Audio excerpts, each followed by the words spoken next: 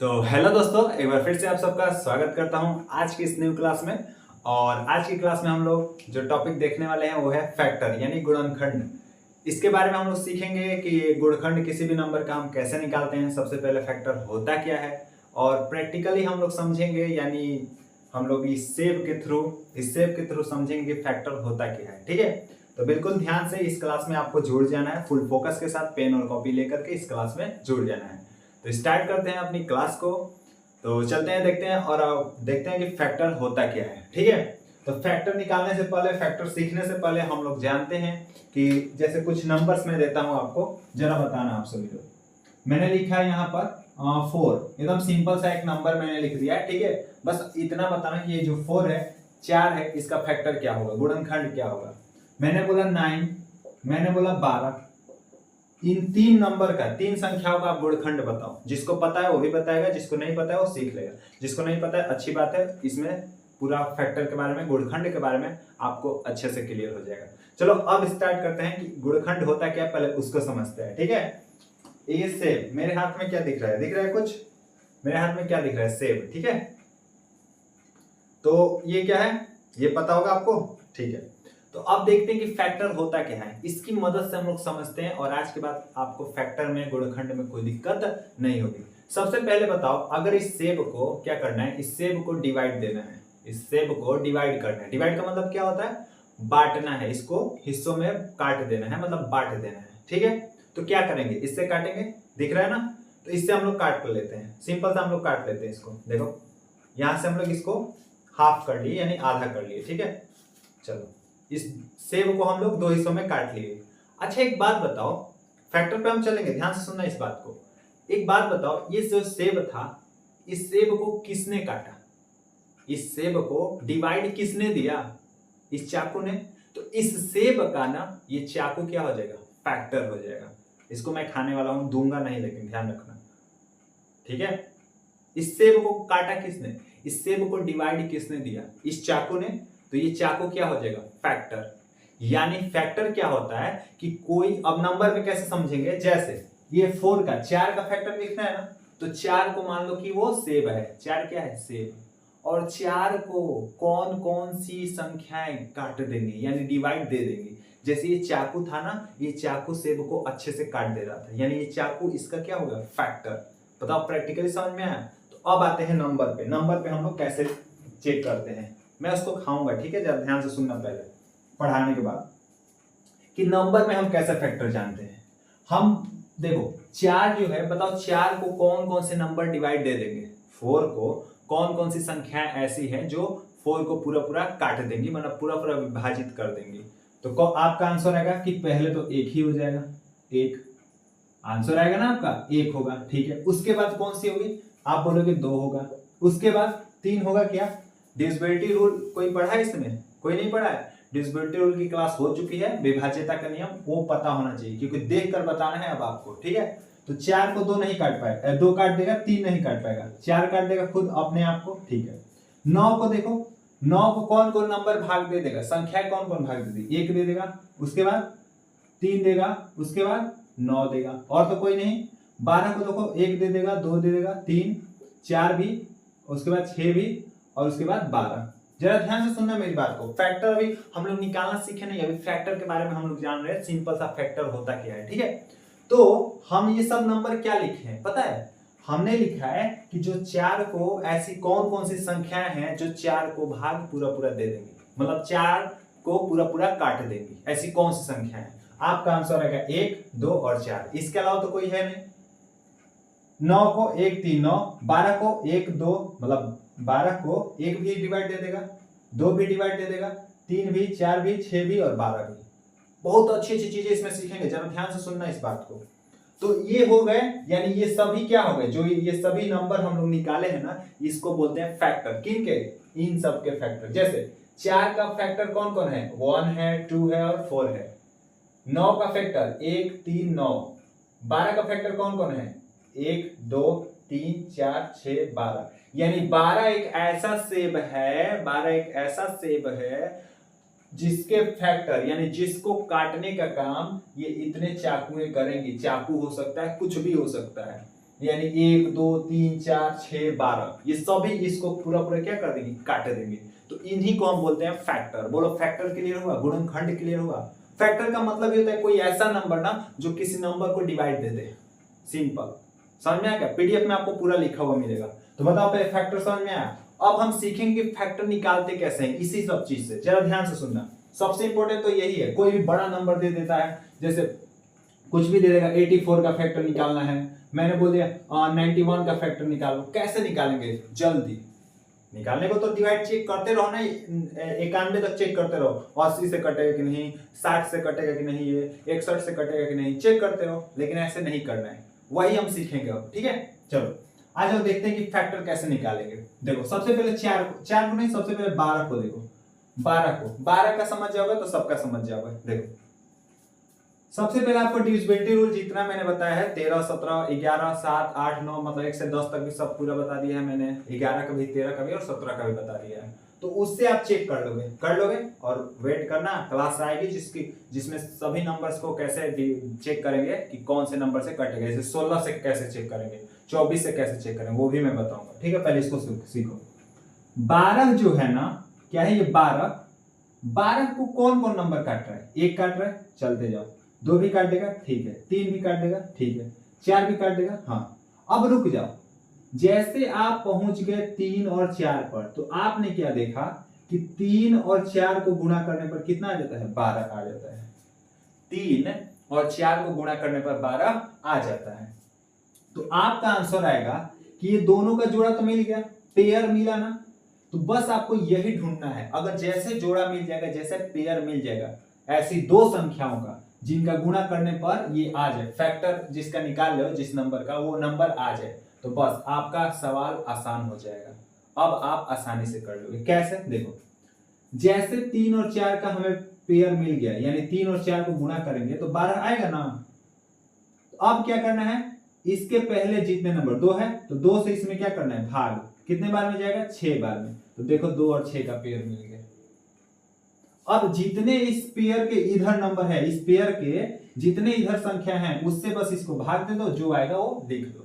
अब आपको ये चेक नहीं करना है 4 के बाद कि 5 से कटेगा कि नहीं, 6 से कटेगा कि नहीं, 7 से कटेगा कि नहीं, 8 से कटेगा, 9 से नहीं चेक करना है। बस पेयर मिल गया तो इधर जितने भी नंबर है उनसे इसमें भाग देते जाओ और इधर लिखते जाओ।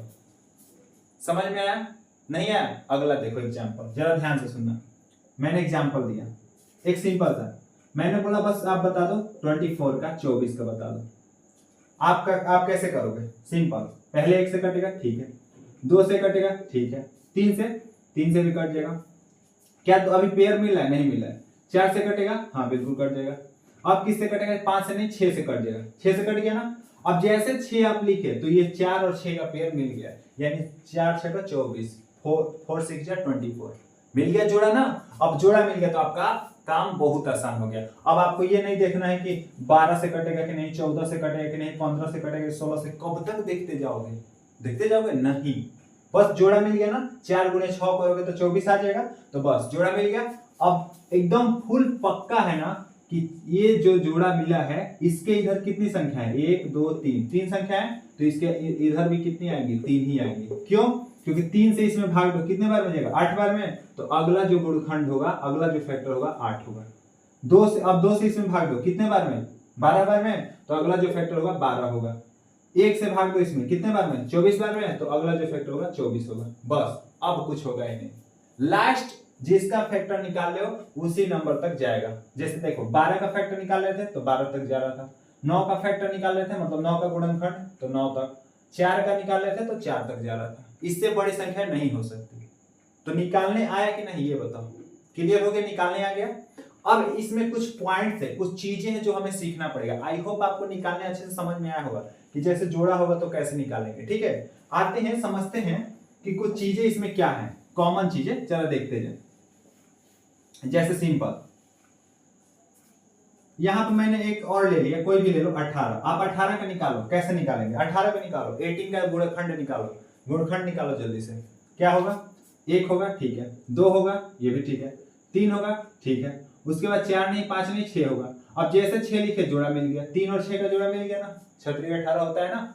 जोड़ा मिल गया तो अब 7 से देखने की जरूरत है नहीं, 8 से देखना है नहीं, 9 से देखना है नहीं, बस इससे भाग दो, इसके इधर जितने हैं 2 है ना, तो 2 9 क्या होता है 18, यानी 2 और 9 का जोड़ा मिला, जैसे 3 और 6 का मिला, तो 1 और अगला जोड़ा कौन सा होगा, 1 और यहाँ पे क्या आना चाहिए 18 आना चाहिए, तभी तो होगा 18। समझ में आया? बहुत आसान तरीके से बड़े बड़े नंबर का निकाल लोगे। लेकिन सवाल क्या है, अब इसमें पॉइंट्स क्या है वो क्या समझना है जरा समझो। आप कुछ देख रहे होगे इसमें, किसी भी नंबर का जब आप फैक्टर निकाल रहे हो, गुणनखंड निकाल रहे हो, तो देखो 1 1 1 ये सब में आ रहा है कि नहीं, 1 1 1 सब में आ रहा है। तो देखो वही पॉइंट है कि जो 1 होता है ना, 1 ये सभी संख्याओं का गुणनखंड होता है, मतलब 1 से सभी संख्याएं कट जाती है, कटती है कि नहीं। तो 1 जो होता है वो सभी संख्याओं का गुणनखंड होता है। बोले ये बात क्लियर हुआ? कैसे पता? ये देखकर कि 1 तो सभी का गुणनखंड हो रहा है, बहुत बदमाश आदमी है ना, 1 सबको डिवाइड दे देता है, यानी एक ऐसा हथियार 1 है जो सभी नंबर को काट देगा, सभी नंबर को डिवाइड दे देगा ना। ठीक है, अच्छा और भी कुछ दिख रहा है क्या? पहला पॉइंट तो ये हो गया क्लियर, समझ में आया, ये लिखा हुआ मिलेगा पीडीएफ में, इसलिए मैं लिख नहीं रहा हूं। 1 जो है सभी संख्याओं का क्या होता है, गुणनखंड होता है। बताओ क्लियर? नेक्स्ट जो है, अब देखो जैसे आप 4 का फैक्टर निकाल दो, किसका? 4 का, तो इसमें क्या आ रहा है, 4 आ रहा है 4। 9 का फैक्टर निकाल लो तो खुद 9 भी आ रहा है, ठीक है। 18 का फैक्टर निकाल लो तो खुद 18 भी आ रहा है कि नहीं। इसका मतलब ये है कि 18 खुद 18, मतलब कोई भी संख्या जो है ना वो खुद का भी गुणनखंड होती है, मतलब खुद को डिवाइड दे देंगी। कोई भी संख्या है, कोई भी संख्या खुद से कट जाती है, जैसे 18 18 से कट जाएगा बिल्कुल, 9 9 से कट जाएगा बिल्कुल कट जाएगा, 4 4 से कट जाएगा कट जाएगा। तो इसका मतलब ये है, दूसरा पॉइंट, मेरी बात को गौर से सुनना, दूसरा पॉइंट ये है कि जो किसी भी संख्या का अगर हम गुणनखंड निकालते हैं, फैक्टर निकालते हैं, तो वो खुद संख्या भी फैक्टर होती है, स्वयं की अपने आप की फैक्टर होती है, अपने आप की गुणनखंड होती है ना। समझ में आया होगा? तो बस ये 2 पॉइंट थे जो हमें जानने थे। तीसरा पॉइंट क्या है वो सीखो। एक बात बताओ, मैं आपसे पूछता हूं 4 के कितने गुणनखंड हुए हैं? 4 के कितने गुणनखंड हुए हैं? आपका आंसर क्या आएगा? 4 का तो 3 ही गुणनखंड आया है, 1 2 3, ठीक है। मैंने पूछा 9 के कितने गुणनखंड है? आप गिन के तुरंत बता दोगे इसके भी 3 ही गुणनखंड आए हैं। मैंने पूछा 18 के गुणनखंड कितने आए हैं? 1 2 3 4 5 6, 18 के कितने गुणनखंड आए हैं? 6 गुणनखंड आए हैं। इसका मतलब ये है कि फैक्टर को, किसी भी संख्या का जब हम गुणनखंड निकालते हैं तो उसको गिन सकते हैं, निश्चित संख्या होती है, मतलब उसको काउंट कर सकते हैं। तो अगर आपसे क्वेश्चन पूछा जाए कि क्या फैक्टर, किसी भी संख्या का गुणनखंड निश्चित होता है, फिक्स्ड होता है, या इनफाइनाइट होता है, मतलब उसको गिन नहीं सकते हैं, आपका आंसर क्या आएगा? बिल्कुल गिन सकते हैं, निश्चित होता है। संख्या क्या होती है? निश्चित। किसी भी संख्या का जब हम फैक्टर निकालते हैं तो एक टाइम बाद जाकर के वो फैक्टर रुक जाएगा, लास्ट 17 तक जाके रुक जाएगा। क्लियर हो गया? तो आई होप ये फैक्टर आपको अच्छे से क्लियर हुआ होगा। दोस्तों प्राइम नंबर पर जाने से पहले एक और पॉइंट है जिसको आपको जानना पड़ेगा। इसी में 4 पॉइंट मैंने बोला। पहला पॉइंट ये था कि एक सभी संख्याओं का गुणनखंड होता है, ठीक है, एक सभी संख्याओं का क्या होता है? संख्या का गुणनखंड होता है, फैक्टर होता है, ठीक है। दूसरा मैंने क्या पॉइंट बोला? दूसरा पॉइंट मैंने बोला कि सभी संख्याएं स्वयं की फैक्टर होती है, सभी संख्या स्वयं, स्वयं मतलब खुद की, स्वयं की गुणनखंड होती है। आप लिख लेना, पीडीएफ में मिलेगा पूरा, है ना। तीसरा मैंने पॉइंट बोला कि जो है गुणनखंड, किसी भी संख्या का गुणनखंड जो है, गुणनखंड वो निश्चित होता है, यानी हम गिन सकते हैं। गुणनखंडों की संख्या क्या होती है? गुणनखंडों की संख्या निश्चित होती है। निश्चित का मतलब फिक्स्ड होती है, इसका मतलब हम गिन सकते हैं, निश्चित होती है। बोलो क्लियर हुआ? चौथा पॉइंट क्या है? चौथा पॉइंट जरा ध्यान से सुनना। एक बात बताओ, जिस भी नंबर का आप, जिस भी संख्या का आप गुणनखंड निकाल रहे हो, फैक्टर निकाल रहे हो, क्या इस नंबर से कोई भी बड़ी फैक्टर आ रही है, बड़ी संख्या कोई आ रही है? गुणनखंड में देखो 18 का गुणनखंड निकाल रहे थे ना, तो 18 का गुणनखंड क्या हो सकता है? या तो 18 से छोटी संख्या हो सकती है या खुद 18 हो सकता है। समझे? क्या 18 से बड़ी संख्या हो सकती है गुणनखंड? नहीं ना। क्या 9 का जब गुणनखंड आप निकाल रहे हो तो 9 से छोटी संख्या गुणनखंड थी? 9 से 9 था, क्या 9 से बड़ी संख्या गुणखंड हो सकती है 9 का? नहीं हो सकती।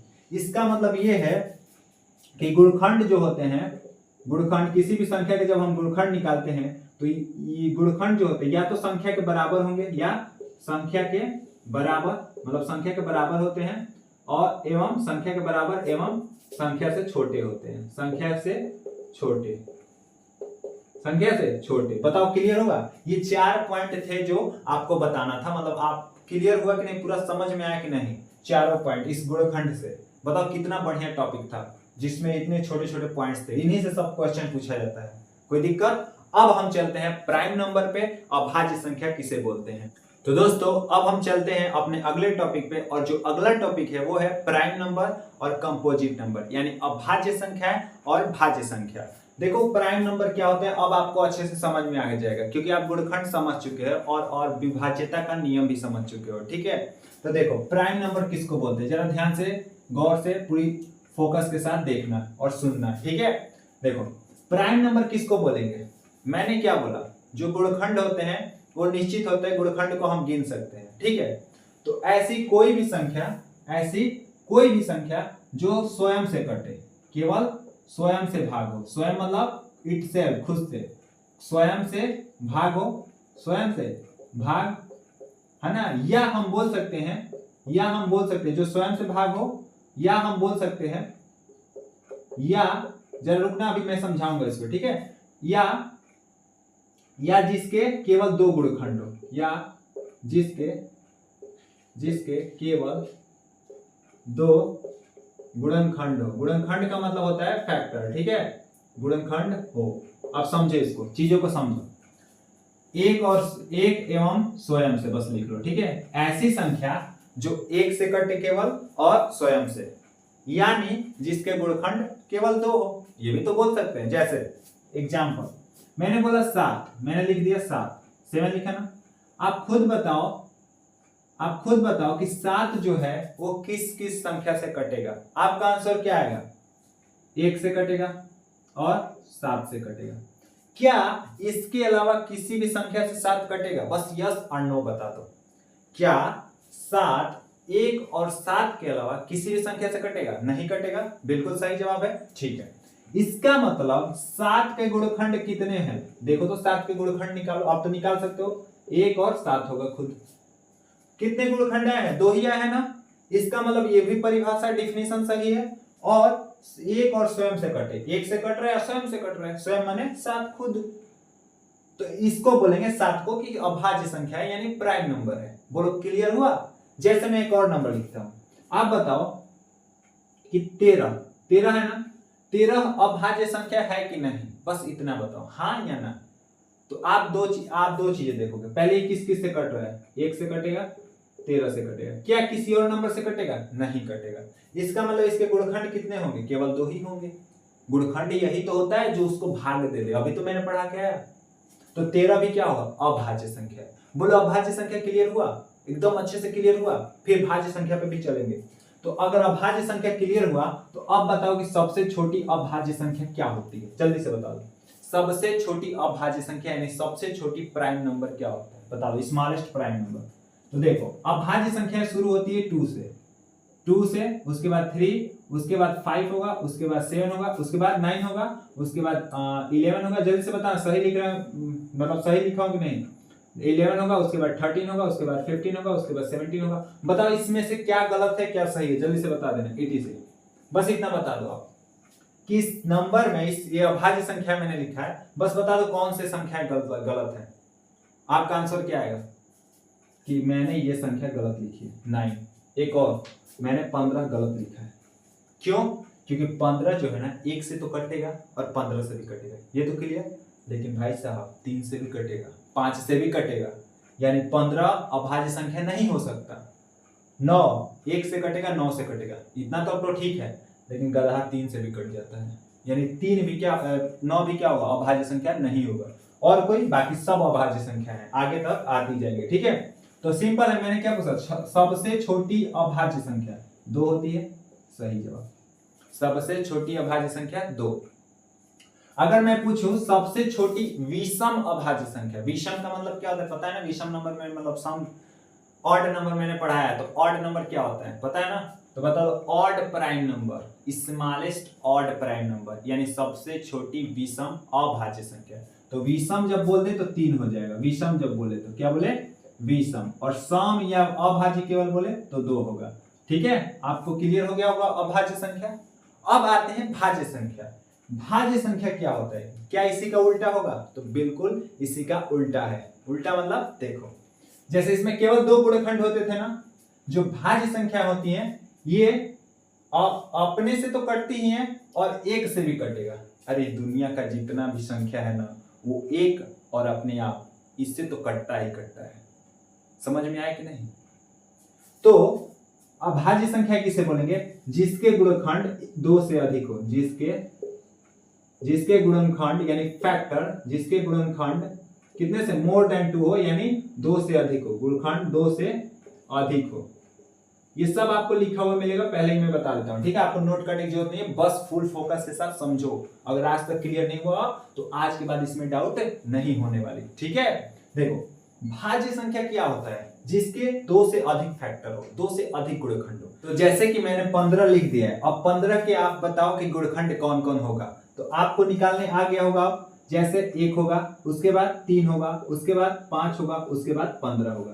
तो आपने जब इसका गुणनखंड निकाला ना, तो कितना गुणनखंड आया जल्दी बताओ? क्या 2 आया है या 2 से अधिक आया है? गिनने तो अब आ रहा होगा, तो आप बोलोगे 4 आया है। क्या आया है? 4 गुणनखंड आए हैं। इसका मतलब जिसके गुणनखंड 2 से अधिक होते हैं वो भाज्य संख्या होती है। अब खुद बताओ, क्या 15 भाज्य संख्या है कि नहीं? है ना? बिल्कुल, तो बिल्कुल है। इसका मतलब जो संख्याएं खुद से और 1 से, इससे तो कटेंगे ही कटेंगे, लेकिन इसके अलावा किसी भी संख्या से कट गई तो वो भाज्य संख्या में आएंगी, और केवल खुद से और 1 से कटेंगे तो वो अभाज्य संख्या में आएंगे। माने नहीं, भाज्य माने भाज्य नहीं है। ठीक है, समझ में आ गया? तो अब बताओ कि सबसे छोटी भाज्य संख्या क्या होगी? देखो कैसे समझना, बताओ एक भाज्य संख्या है कि नहीं? आप बताओ, पहले बताओ एक अभाज्य संख्या है कि नहीं? आप बोलोगे ना तो एक अभाज्य है और ना ही एक भाज्य है। ध्यान रखना, अभाज्य क्यों नहीं है? क्योंकि इसके 2 गुणनखंड नहीं होते हैं। देखो 1 से तो कटता है और स्वयं से भी कटता है, ये तो सही कर रहा है फॉलो, लेकिन ये वाला फॉलो नहीं करता है। एक इसके 2 गुणनखंड होते हैं क्या? नहीं होते हैं। एक तो केवल एक का एक ही गुणनखंड होगा, तो इसलिए एक अभाज्य संख्या भी नहीं है और एक भाज्य संख्या नहीं है। समझ में आया क्या? अब बताओ, 2 भाज्य संख्या होगा क्या? नहीं, 2 तो अभाज्य होता है। बताओ 3 भाज्य संख्या होगा कि नहीं होगा? उसके बाद कौन भाज्य होगा? 4। यानी भाज्य संख्या शुरू कहां से होगी? 4 से शुरू होगी। कहां से शुरू होगा? 4 से। यानी सबसे छोटी भाज्य संख्या क्या होगा? चलो मैं लिख देता हूं यहाँ पे, कहां शुरू होगा? 4 से। 4 के बाद कौन बनेगा? जल्दी जल्दी बता दो। 4 के बाद कौन आएगा? 5 नहीं आएगा, 6 आएगा, 7 नहीं, 8 आएगा ना, बिल्कुल, 9 भी आएगा, 10 भी आएगा, ऐसे ही करते करते बहुत सारे आएंगे आगे। ठीक है, बताओ क्लियर? तो सबसे छोटी भाज्य संख्या कोई पूछेगा तो क्या बताओगे? बताओगे 4। सबसे छोटी सम भाज्य संख्या तो भी 4। सबसे छोटी विषम भाज्य संख्या, सबसे छोटी विषम भाज्य संख्या आप बताओगे 9। क्या बताओगे? 9। विषम पूछे तो 9। ठीक है, सबसे छोटी। देखो कंसेप्ट पढ़ने का यही फायदा होता है। देख रहे हो, कहीं से भी कुछ भी क्वेश्चन पूछेगा, अगर आपको भाज्य संख्या अभाज्य संख्या पता है तो इसमें से कहीं से भी क्वेश्चन पूछ दे आप बता दोगे। सबसे छोटी अभाज्य संख्या बताओगे 2। सबसे छोटी विषम अभाज्य संख्या बताओगे 3। सबसे छोटी भाज्य संख्या बताओगे 4। सबसे छोटी सम भाज्य संख्या बताओगे 4। सबसे छोटी विषम भाज्य संख्या बताओगे 9। बोलो भाज्य संख्या अभाज्य संख्या क्लियर हो गया? तो आगे बढ़े अब कि आज की क्लास को यहीं पे एंड करें। जल्दी से बता दो, जल्दी बता दो। तो आज की क्लास को यहीं पे एंड करते हैं। ठीक है, क्लास थोड़ी सी लंबी हो गई है ना। आई होप आपको सब कुछ समझ में आया होगा। ठीक है, कोई भी डाउट रहेगा तो कमेंट सेक्शन में जरूर बताना, और चैनल पे नए होगा तो सब्सक्राइब जरूर कर लेना और वीडियो को शेयर भी कर देना। ठीक है, और वीडियो अच्छा लगा हो, क्लास अच्छी लगी हो, समझ में आओ तो लाइक भी कर देना। कोई भी डाउट रहा कमेंट सेक्शन में जरूर बताना। पीडीएफ के लिए टेलीग्राम ज्वाइन कर लेना। तो आज की क्लास को यहीं पे एंड करते हैं, मिलते हैं अगली क्लास में अगले टॉपिक के साथ। तब तक के लिए जय Hind, wish you all the best.